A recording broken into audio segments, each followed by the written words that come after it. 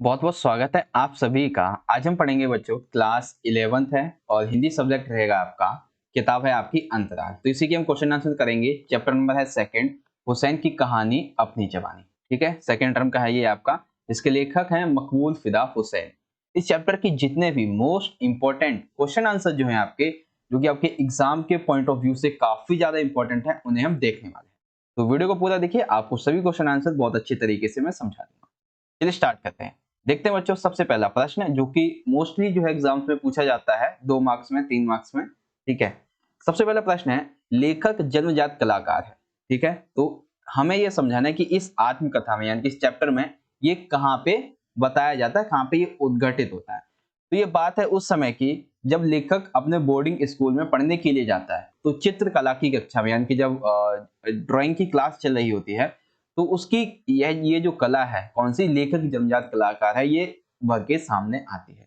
एक दिन चित्रकला की कक्षा में मास्टर जो थे वो बच्चों को ब्लैक बोर्ड में से एक बड़ी सी चिड़िया का चित्र बनाकर देते हैं और ये कहते हैं कि सभी बच्चे अपनी अपनी स्लेट पे उसे बनाएं। यानी कि उन्होंने क्या किया, इस ब्लैक बोर्ड पे एक बर्ड यानी कि एक चिड़िया जो है उसका चित्र बना दिया और सभी से कहा कि भाई अब तुम भी इसे बनाओ।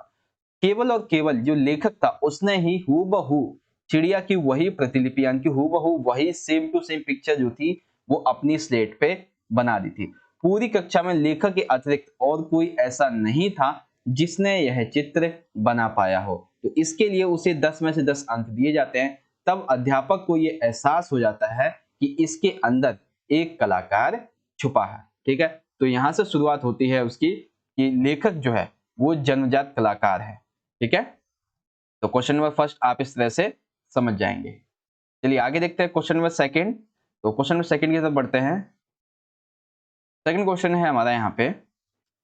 सेकंड क्वेश्चन में देखिए क्या कहा गया है। सेकंड में पूछा गया है, लेखक जो है, लेखक ने अपने 5 मित्रों के बारे में जो शब्द चित्र यानी कि जो लेखक ने अपने मित्रों के बारे में जो कहा है, ठीक है, फिर भी उनके अलग अलग व्यक्तित्व की झलक हमें देखने को मिलती है।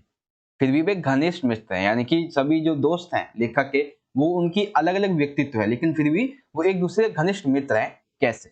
देखिए इसका उत्तर ऐसे लिखेंगे, लेखक के अपने सभी 5 मित्रों में मित्रता जो थी वो बड़ौदा के बोर्डिंग स्कूल से हुई थी।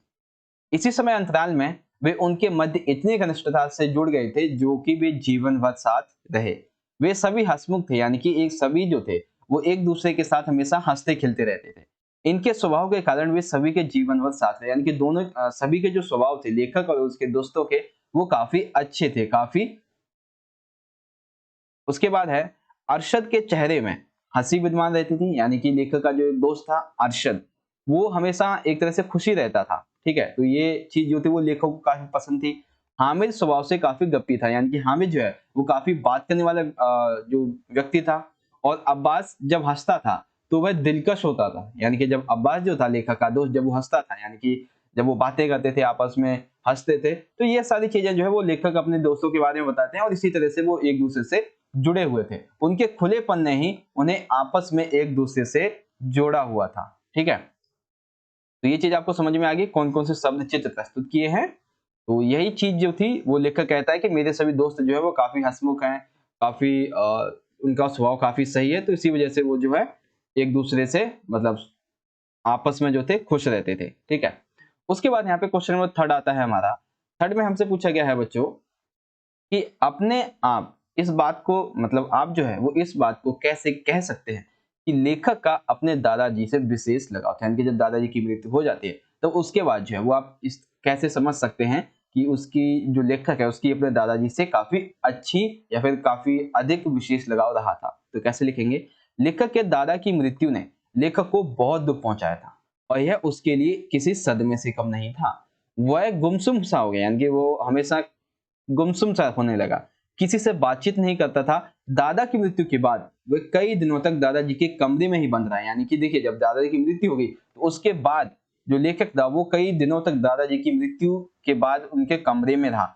उनकी दादाजी की पुरानी अचनक, एक कपड़ा होता है तो उसी अचनक को पहनकर लेखक उन्हीं के बिस्तर पर लेटा रहता था। इस तरह वह अपने दादा के पास ही सोने का आभास करता था। तो इस तरह से इन सारी बातों से ये पता चल जाता है कि उससे दादाजी से विशेष लगाव होता था। ठीक है, कैसे था विशेष लगाव, इस तरह से आप समझ सकते हैं। क्वेश्चन नंबर 3 हो गया हमारा। आगे देखते हैं, क्वेश्चन नंबर 4 की बात करते हैं। 4 काफी इंपॉर्टेंट प्रश्न है और ये लॉन्ग क्वेश्चन है, 4 मार्क्स का ये प्रश्न है आपका। ठीक है, देखिए कैसे लिखेंगे। दुकान पर बैठे बैठे भी मकबूल के भीतर का एक कलाकार उसके किन क्रियाकलापों से अभिव्यक्त होता है। यानी कि जो दुकान थी उस पर मकबूल जब बैठता था, जब काम करने के लिए जाता था, तो फिर भी उसके ऐसे कौन से क्रियाकलाप थे जिससे उसके भीतर का कलाकार हमें पता चलता है कि यह कलाकार था। तो उत्तर लिखेंगे सबसे पहला, मकबूल दुकान पर बैठने के बाद भी ड्राइंग तथा पेंटिंग करने में ही अपना सारा ध्यान लगाता था। यानी कि मकबूल जो था वो हालांकि बैठा तो दुकान पे था, लेकिन उसका ज्यादातर ध्यान ड्राइंग पे और पेंटिंग करने पे था। कैसे? वह गल्ले का जबानी हिसाब रखता था, यानी कि जो गल्ला था, जो पैसे थे, उसका जबानी हिसाब रखता था, यानी कि मुंह मुंह पे अपने सारे हिसाब बना लेता था। हाँ, ये ऐसे ऐसे ये सारा पैसा यहाँ से आया, यहाँ पे गया, ऐसा करके। ठीक है, इसके साथ वह अपने आसपास व्याप्त जीवन को स्केचों में उभारता था, यानी कि उसके आसपास क्या हो रहा है उसे ड्राइंग के रूप में उतार देता था। इस तरह वह अपने आसपास आने जाने वाले, उठने बैठने वाले लोगों की स्केच बना लेता था। इसके अंदर घूंघट उड़ने वाली मेहतरानी, पेंच वाली पगड़ी पहने तथा गेहूं की बोरी उठाने वाले एक मजदूर, सजदे के निशान, दाढ़ी से युक्त पठान, बकरी के बच्चे का स्केच आदि जो है वो अपने आसपास से गुजरने वाले सभी व्यक्तियों के, सभी तो नहीं मतलब जिसके वो बना सकता था, उसके चित्र बना लिया करता था। उसने एक फिल्म देखी थी जिसका नाम था सिंघड़, तो इसी फिल्म से प्रेरित होकर उसने क्या किया, अपनी सारी की सारी किताबें बेच दी और उसने ऑयल पेंटिंग करना स्टार्ट कर दिया। ठीक है, अब एक प्रश्न देखिए क्या बन सकता है यहाँ पे कि ऐसी कौन सी घटना थी जिससे जिसने लेखक को ऑयल पेंटिंग के लिए मतलब कि प्रोत्साहित किया। ठीक है, तो आप यहाँ से लिख देंगे कि उसने एक फिल्म देखी थी जिसका नाम था सिंघड़, तो उसी फिल्म से प्रेरित होकर उसने क्या किया, अपनी सारी किताबें बेच दी और ऑयल पेंटिंग करना आरंभ कर दिया। इसी फिल्म से उसने ऑयल पेंटिंग के लिए मतलब ये जो फिल्म थी उसी ने ही लेखक को ऑयल पेंटिंग के लिए क्या किया, प्रेरित किया था। उसने अपनी ऑयल पेंटिंग जो थी वो भी दुकान पर बैठकर ही बनाई थी।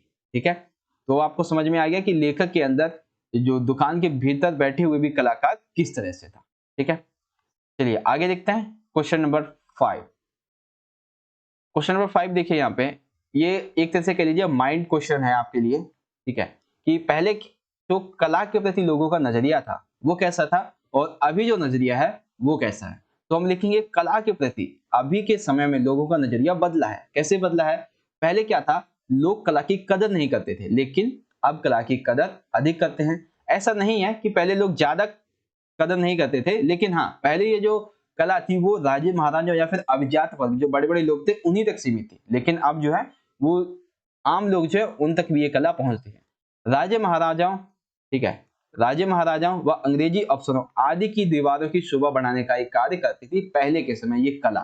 ठीक है, लेकिन आज जो है कला तथा कलाकार को सम्मान दिया जाता है। अब तो शिक्षा में भी इसे अभिन्न अंग बना दिया गया है। आप जब देखिए पहली से लेके 8वीं तक जब जाते हैं, ठीक है, और कई स्कूलों में तो 10वीं तक भी होता है, जो ड्राइंग होती है उसे एक सब्जेक्ट के रूप में चुना गया है। ठीक है, साथ ही ये जो है एक मजबूत आय का साधन भी है।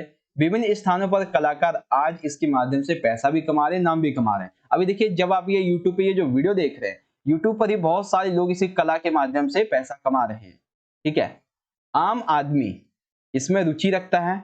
वह बेशक प्रसिद्ध कलाकारों के चित्र नहीं लगा पाए, परंतु उनकी प्रतिलिपि अपनी दीवारों पर जरूर लगाते हैं। यानी कि मान लीजिए कोई पेंटिंग है, अब ये एक जो रियल पेंटिंग है वो मान लीजिए 10,000 की है। ठीक है, रियल पेंटिंग 10,000 की है, तो लोग क्या करते हैं, वो ये तो खरीद नहीं सकते, तो इसकी प्रतिलिपि जो 10-20 रुपए की आती है उसे अपने घर में लगा लेते हैं। तो इससे क्या होता है, कला के प्रति उनका जो एक प्रेम भाव होता है वो सामने आता है। वह जानता है कि इसका मूल्य क्या है। इस आधार पर हम ये कह सकते हैं कि कला के प्रति जो नजरिया है वो लोगों का पहले से अभी काफी ज्यादा चेंज हुआ है। ठीक है, तो इसका आंसर हम इस तरह से लिख देंगे। समझ में आ गया आप सभी को? चलिए आगे बढ़ जाएं। सबसे आखिरी प्रश्न की बात करते हैं बच्चों। आखिरी प्रश्न है हमारा ये वाला, मकबूल के पिता, ठीक है, पाठ में मकबूल के जो पिता हैं उनके व्यक्तित्व की कौन कौन सी बातें उभर कर सामने आती हैं। तो कौन कौन सी बातें उभर के सामने आती हैं? देखिए, पहला, मकबूल के पिता ने देखा कि दादा की मृत्यु के पश्चात उनका जो बेटा था वो देख से निकल नहीं पा रहा था। देखनी दुख है, ठीक है, क्या था, वो दुख से निकल नहीं पा रहा था। अभी हमने देखा था कि दादा की मृत्यु के बाद वो अपने दादा के कमरे में ही रहता था, उनकी अचानक बैठ के मतलब पहन के सो जाता था, बिस्तर पर ही रहता था। तो उन्होंने क्या किया लेखक से सख्ताई नहीं, यानी कि उनके साथ कोई जबरदस्ती या फिर कोई डांटा या कोई मारा नहीं, बल्कि उसका जो दाखिला था वो बोर्डिंग स्कूल में करवा दिया। इस परिवर्तन ने लेखक को दादा के दुख को भुलाने में काफी सहायता की। ठीक है, अपने बेटे की प्रतिभा को देखिए, पहला तो कि उसको दुख से निकालने के लिए क्या काम किया ये आपको समझ में आया। दूसरा, वह अपने बेटे की प्रतिभा उसको नष्ट, मतलब जो बेटे की प्रतिभा थी उसे नष्ट नहीं होने दिया। उसने क्या किया, जो बच्चा था यानी कि मकबूल जो था, उसके पिता ने देखा कि मेरा बेटा मकबूल जो है वो चित्रकला में काफी अच्छा है, तो उसने समर्थन किया। बेटे की कला को देखकर वह काफी प्रसन्न हुआ एवं बेटे का हौसला बढ़ाते हुए उसके लिए ऑयल पेंटिंग का सामान भी मंगवा दिया था। इससे पता चलता है कि वह कला के परखी और योग्यता को पहचानने वाले इंसान थे। ठीक है, तो हमें लेखक के पिता के बारे में दो चीजें समझ में आ गई कि लेखक के पिता जो थे वो कला का आदर करते थे, साथ ही साथ वो काफी ऐसे व्यक्ति थे जो वर्तमान में सोच रखते थे। ठीक है, कि अगर किसी के अंदर कोई टैलेंट है तो उसको निकलकर सामने आना चाहिए। ठीक है, तो एक बार सभी क्वेश्चन आप दोबारा से देख लीजिए। क्वेश्चन नंबर फर्स्ट आपका ये है, क्वेश्चन नंबर सेकंड आपका ये है, क्वेश्चन नंबर थर्ड आपका ये है, फोर्थ ये रहा आपका, एंड फिफ्थ ये है आपका, देन लास्ट सिक्स्थ। तो ऐसे से बच्चों आज की हमारी ये वीडियो यहाँ पे खत्म हो जाती है। गाइस अगर आपको वीडियो अच्छी लगी हो तो लाइक कीजिएगा, शेयर कीजिएगा अपने सभी दोस्तों के साथ और कमेंट करके बताइएगा वीडियो आपको कैसी लगी। चैनल पे पहली बार आ गए हैं तो चैनल को सब्सक्राइब भी कर लीजिएगा। मिलेंगे नेक्स्ट वीडियो में, तब तक के लिए आप पढ़ते रहिए और अपना ख्याल रखिए। धन्यवाद। जय हिंद, वंदे मातरम।